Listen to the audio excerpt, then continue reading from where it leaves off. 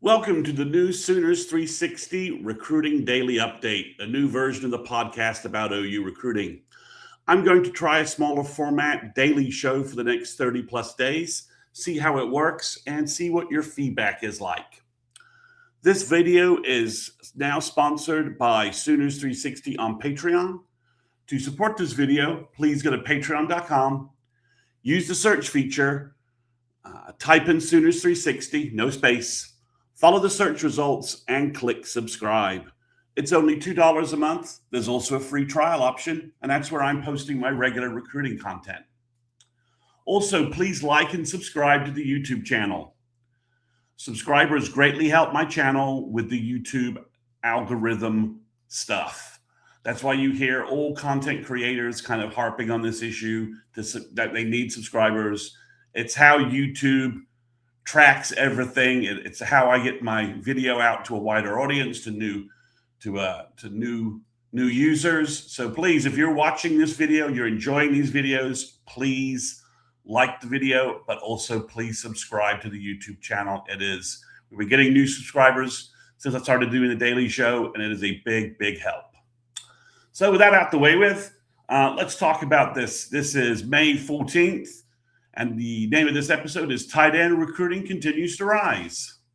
So we've had a really just a complete reset at the tight end position in recruiting with the addition and hiring of Jason Witten. Obviously, the portal acquisitions have been huge. And Jack Van Dorseleer, the third piece of the tight end portal puzzle, was sort of a Jason Witten recruit. As well. He left Tennessee to come play for Jason Witten at OU. That was kind of clear from some conversations this spring. And then obviously during Future Freaks weekend, Jason Witten, with a lot of help from Mr. Arbuckle, Ben Arbuckle, and the rest of the Sooner staff.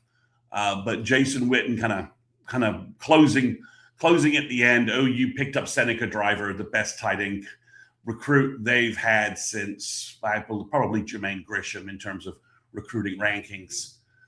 So obviously tight end recruiting is at a very different level.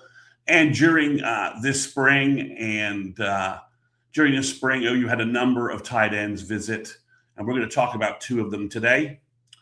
So we're going to jump into talking about two prospects that made their way to Norman during OU spring practice. The first one is Ridge James. He is from Missouri. He's 6'5", 240. His dad played at Missouri in the early 90s. I remember OU trying to recruit him to play linebacker, but he ended up staying home. This is during the Gary Gibbs years. He ended up staying home and played at Missouri. You would think Missouri would have the biggest edge here, but coincidentally, Ridge's sister is attending OU, and she's a member of the women's rowing team. So OU's got a little bit of a hook here. He visited during spring practice, and since then, during this travel time I've been talking about, visiting James practice, watching James practice is one of the things Witten did. He was out on the road. He went to Missouri to visit James to kind of reinforce how much OU is interested in him. You can see from the rankings that Ridge is a top tight end, top 10 tight end. Rivals likes him more than 247. Rivals has him as the number 2 tight end in the country, number 78 player. And 247 has him, number 215 in the country, but still a top 10 tight end. And either way, this is still higher recruiting land than we were in with Joe John Finley in terms of guys getting on campus and being interested in OU. So this is a good prospect, and I'm about to pull up his video, and we'll go over a little bit of his highlights. But he's very, very good. So a nice, very, very OU's recruiting efforts with him seem to be going very well. All right, here's the video. It'll tee up in just a second. All right, as you can see, here's Ridge himself. And he's playing like an H-back position here, just extends through there, catches a seam pass, touchdown. And They'll use him as an H-back a lot. They'll move him around. You see blocking here. Has pancakes, that little guy, although he's not that little. And then he's flexed out here as a wide receiver, works the middle of the field, those tough middle of the field catches you need your tight end to do. He's more than capable of doing those plays. Gets a quick pass out there, touchdown. He's got good hands. He's got good athleticism, but he's also physical. He will knock people around. He is a true two-way tight end. You see him shoving that guy to the ground. You see him flexed out here, blocks two guys on a wide receiver screen. So again, when you flex him out, he is able to block and get separation from the guys. Again, gets tough yards, little nice run after catch. The classic safety valve plays for tight ends. Here he is a nice 20-yard play. He's got some speed. He's got some agility to him. He's not a lumbering tight end who can't move around. Here he takes a pass, swings outside, and outruns everybody into the end zone. So he's a very flexible two-way player, able to knock guys around, and also able to make plays in the passing game. Be that safety valve, be a red zone player. See, again, here he's just sealing the edge. The screen pass doesn't turn out to be much because of the quarterback's fault, but he's doing his job there. Again, settles into his zone. He's tough to tackle. He's moving the ball forward. He's moving the chains. Just an excellent receiver. Again, over the middle. Nice low catch there. So he's just got the full tight end skill set. And again, he's a legit 6'4", 6'5", 240. He'll be 250, 255 probably in college. Again, he finds separation. He's showing some nice agility there. There's a lot to like about Ridge. He's again making another tough catch over the middle. Basically, they do kind of a screen action here with him. He's able to go outside, and it's not a huge play, but he's able to make yards, productive yards. He's probably limited a little bit by his quarterback waiting here. Here he goes downfield for a nice play. They scheme him open. Again, he's working the middle of the field here. Nice cut, nice ball, and he's just getting more yards. So it's easy to see with I didn't see the spring game, but everybody who did, talking about how OU is using their tight ends and how you just love this. He just comes here, smashes that open, blocks, creates the crease for the running back. It's easy to see how Ridge James fits into what OU is trying to accomplish this spring and what OU is trying to accomplish just in general with the changes to their running game, with the changes to their offense to get more physical, be a little more effective at the point of attack, be able to run a little bit, do some of this outside zone stuff we're talking about. As you can see, he's good on the perimeter in terms of blocking. So really, it's easy to see that he's got the whole skill set that OU is interested in. So the next guy to visit is Jack McNamara from Illinois. He plays at Brother Rice, which is one of those famed Catholic high schools in the Chicagoland area. They won a state title last year. He's 6'5", 240 as well, so he's a big kid. OU's not recruiting small tight ends. They're not recruiting those 6'1", 220-pound guys, no H-back guys. These are both James and McNamara, 6'5", 235, 240 already. They're both 2028 kids, so it's easy to imagine they're going to be in the 250 range by somewhere in the 245, 250 range by the time they enroll at college. So McNamara is a top 10 tight end by Rivals, just outside the top 10 with 247, but he is a top 300 player in the nation, 4-star, has a load of offers just like James. And the fact that OU was able to get him on campus, great sign. And again, OU's got a little bit more recruiting punch in Illinois. I mentioned that Kevin Wilson has lots of connections up there. So does Dalen McCullough. Lamar Morgan's also, got some connections in that area, and so does Bill.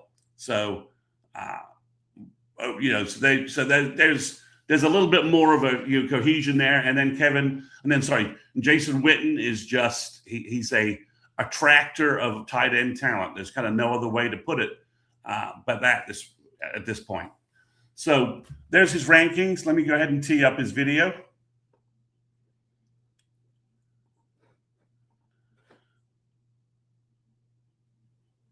All right. So again, Brother Rice, this is Chicago Catholic private league football. He's a 3-sport athlete. He plays tight end. As you can see, he's got a big frame. He's flexed out here right now. Just goes down the middle, cuts outside, makes a really nice catch. Long catch radius, wingspan, nice catch for a touchdown there. Just slightly staggered off the line, comes through, finds a gap, and has good athleticism. And it's taking, he's dragging that guy 3-4 yards. So it's a nice 15-yard play from him right there. He found the easy hole in the zone. And here, blocking tight end screen, he basically blocks 2 guys and frees up a touchdown. If you can imagine Jasir Rogers flexed out with this kid blocking for him, you can see how big plays will just happen. So again, another play here where he's blocking, setting things up. Again, they kind of used him slightly offset off the line. Finds a hole. You see, breaks that tackle, runs through that guy, and like half the team has to bring him down. So he's flexed out here easily, and they throw him a jump pass, and he just has the defender sort of posts up over the defender and gets an easy touchdown. He's in line here, so comes out, flexes out, gets right past that guy, another good tight end play. He's in line here again, so you can see he's comfortable being in line, flexed out, slightly offset, smash, hits that guy, sets up a short run. But he's doing his job. He's a 2-way tight end. He's coming out here. He's opening that hole. That running back's in the end zone. This is what you want to see. 2-way tight ends who don't have to leave the field. You don't give away you're not tipping off what you're doing by personnel. And he's making another play here. He's showing some nice agility, some good speed. He's not a burner by any stretch, but he is a very effective pass catcher, very effective receiver, and he's a very effective blocker. You see, he blocks 2 guys there again, and just finishing his block, and he's doing a good job. These are not holding blocks. He's doing a good job setting stuff up. So again, he's very similar, I think, to Rich James. Do you need 2 guys like this in the same class? I don't see why not. If you could have both of these guys, you could do 12 formation with these guys, keep them both out there. See, he kind of does a little bit of kind of like a wheel route there a little bit. He was wide open, nice catch. Again, and he's comfortable being flexed out, working the middle of the field, moving the chains. Quarterback's best friend, tight end, middle of the field, settled in the zone, doing what he needs to do. And again, he's blocking here and just finishing that block. It's just all good stuff. So, both guys are